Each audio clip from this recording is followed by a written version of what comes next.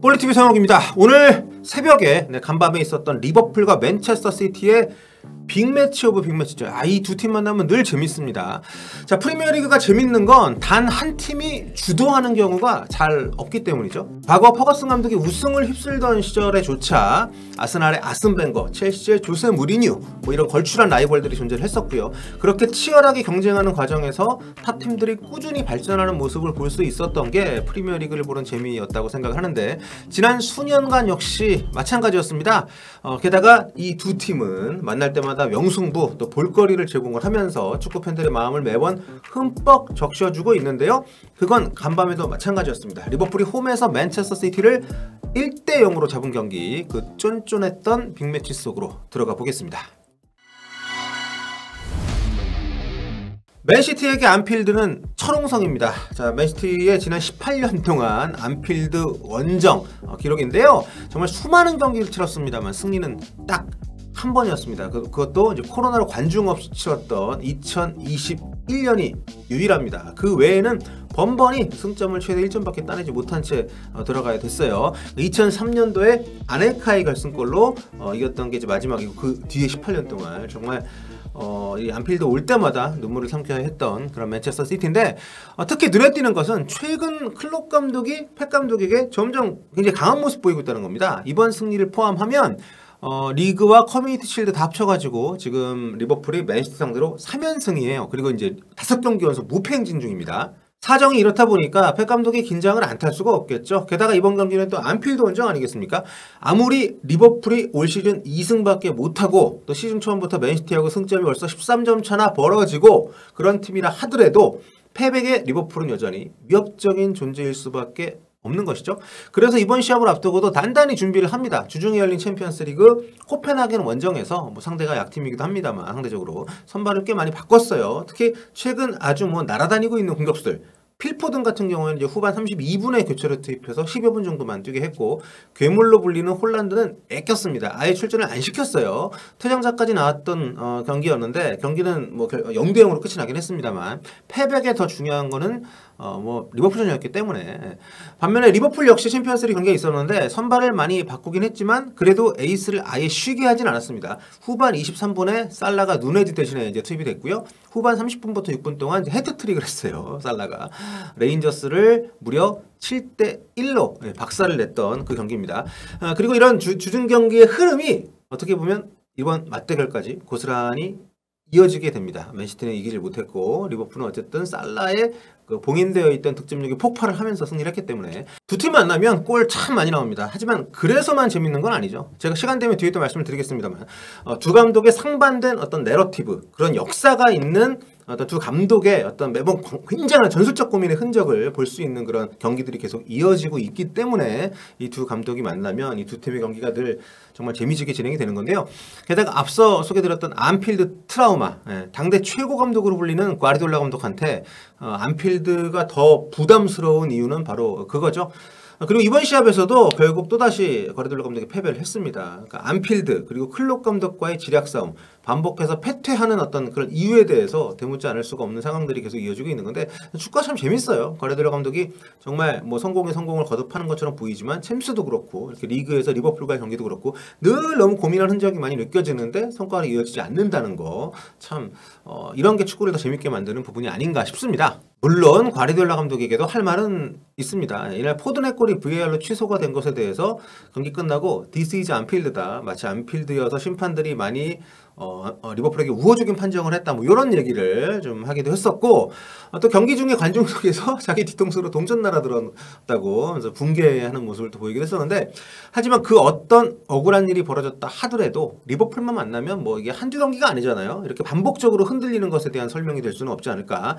특히 이런 부분인데, 그러니까 많은 사람들이 명장병이라고 조롱하는, 바꿔 말하면 중요한 경기, 또 이제 강한 상대를 만나면 굉장히 좀 이례적인 전술적 변화를 시도하잖아요. 근데 그게 또 매번 거의 실패로 끝나는 경우들이 많다 보니까 이번에도 그랬고, 또 이런 어떤 좀 자기 안에 갇혀 있는 듯한 모습에서 과르디올라 감독이 좀 탈피할 필요가 있는데, 자기가 만든 팀이 지금 리그 최강팀이잖아요. 그것도 지금 최근에만 그런 게 아니라 꽤 오랫동안, 특히 이번 경기 같은 경우에는 중원에서 누가 봐도 리버풀보다 강한 조합으로 구성이 돼 있는 팀이고, 그러니까 이런 걸 믿고 좀 맞불을 놔도 아무리 안필드를 하더라도 괜찮았을 것 같은데 머리를 너무 많이 썼고 또 너무 조심스럽게 경기를 하더라고요. 그러니까 주중에 챔스 때 이미 이 시합을 염두에 두고 주전 선수 여러 빼고 이제 경기를 했었다고 말씀드렸는데 그때 결국 비겼지만 선발로 그때 뛰었었던 뭐 라포르트, 고메스, 뭐 마레즈, 그릴리시, 알바레즈 모두 이번 경기 선발 뺐습니다.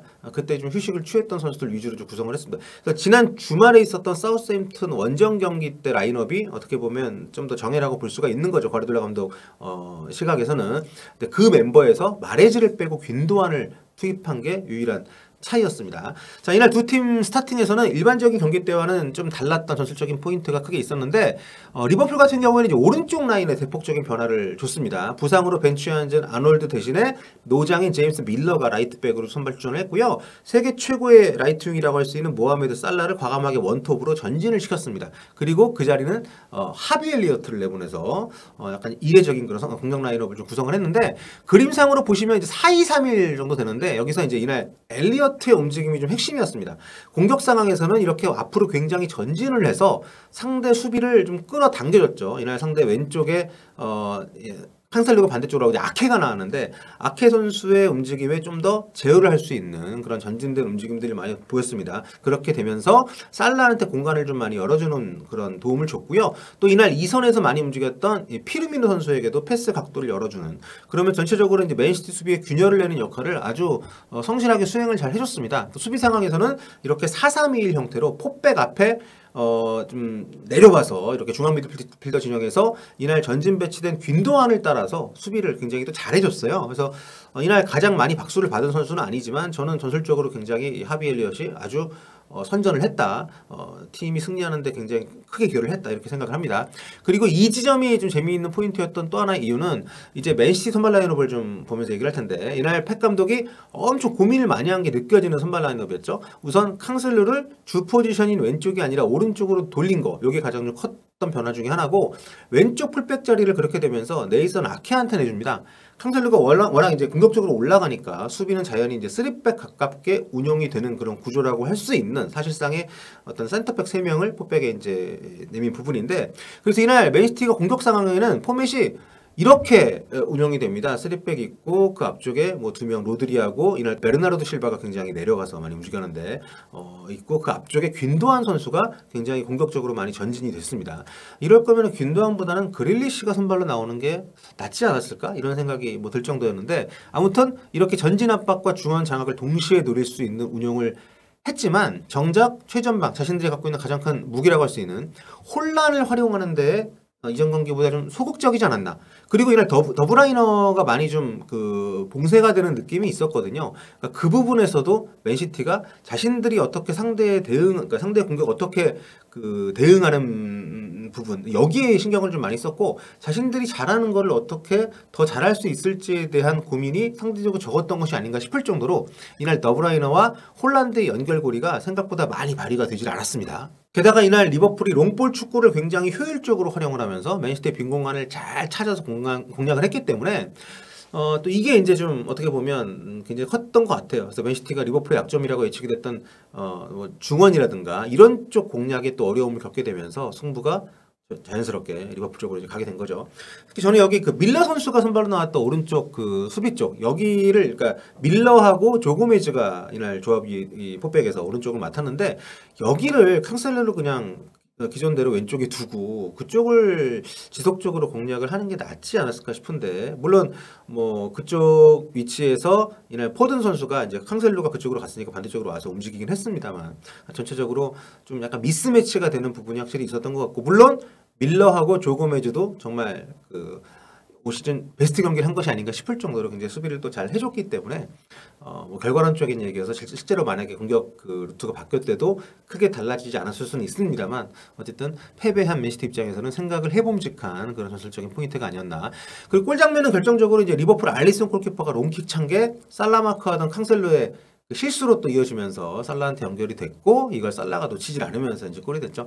뭔가 심리적으로 압박을 느끼는 중요한 경기에서 늘 좀 의외의 시도를 하는 펩 감독인데 매번 그게 좋은 성과로 연결이 안 될 때가 좀 많이 나오다 보니까 참 1등 팀인데 왜 하던 대로 안 하고 늘 뭔가 이 장고 끝에 악수를 두는 건지 어떻게 보면 그게 참 최고팀을 이끄는 감독의 딜레마인가? 뭐 이런 생각도 들고요.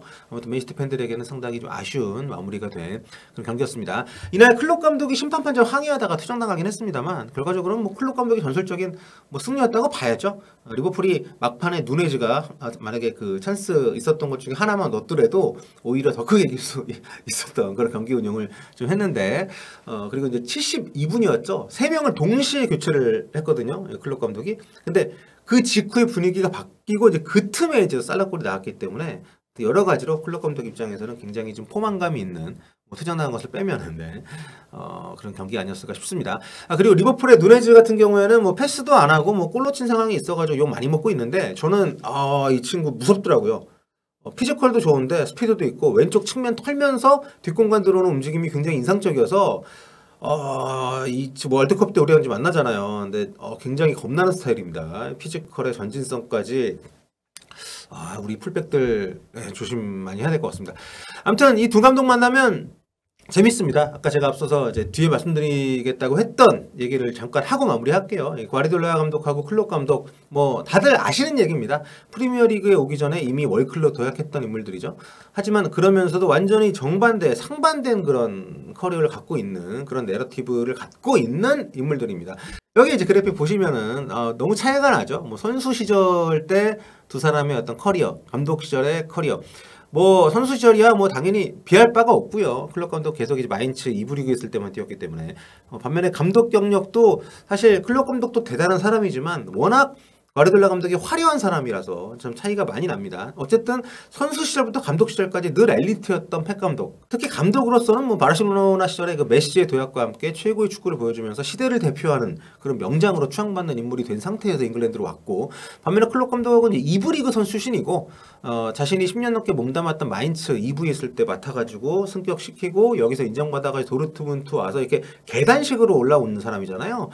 그러면서도 막상 탑 오브 탑까지는 가지 못한 상태에서 잉글랜드를 왔기 때문에 잉글랜드에 와서도 이전하고 좀 비슷한 길을 좀 걸은 면이 분명히 있습니다. 엘리트였던 펩 감독은 엄청난 해외 자본의 지원을 받아서 기존의 정상권이었던 팀을 또 맡았고 이 팀을 선두를 유지시키는 역할 계속 그러면서 발전도 해왔지만 반면에 클롭은 화려했던 과거와 달리 오랫동안 우승컵과 거리가 멀었던 팀을 맡아서 이른바 그 제라드 캐러거 시대 이후의 리버풀을 재건하는 어떤 그런 것부터 시작을 했기 때문에 이런 대조적인 두 감독의 어떤 커리어와 또 성향 이런 것들이 각자 자기만의 방식으로 발전시킨 팀을 내세워서 매 경기 이렇게 흥미진진한 대결을 펼치고 있다는 점에서 동시대를 살아가는 축구 팬들에게는 리버풀과 맨시티 팬이 아니더라도 상당히 좀 뭐랄까요 좀 기분 좋은, 운 좋은 어떤 그런 또 관전이 되고 있는 것이 아닌가 이런 생각이 듭니다. 그래서 두 감독 시대에 이 리버풀 맨시티 만나면 골도 참 많이 터져요. 0대0 경기는 지금까지 한 번밖에 없었고 최근 8번 맞대결에서 이번 1대0 경기 빼고 4골 이상이 안 나온 경기가 한 번밖에 없었더라고요.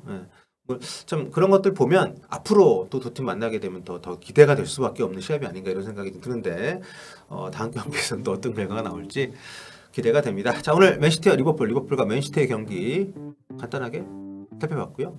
다른 영상으로 돌아오겠습니다. 볼까?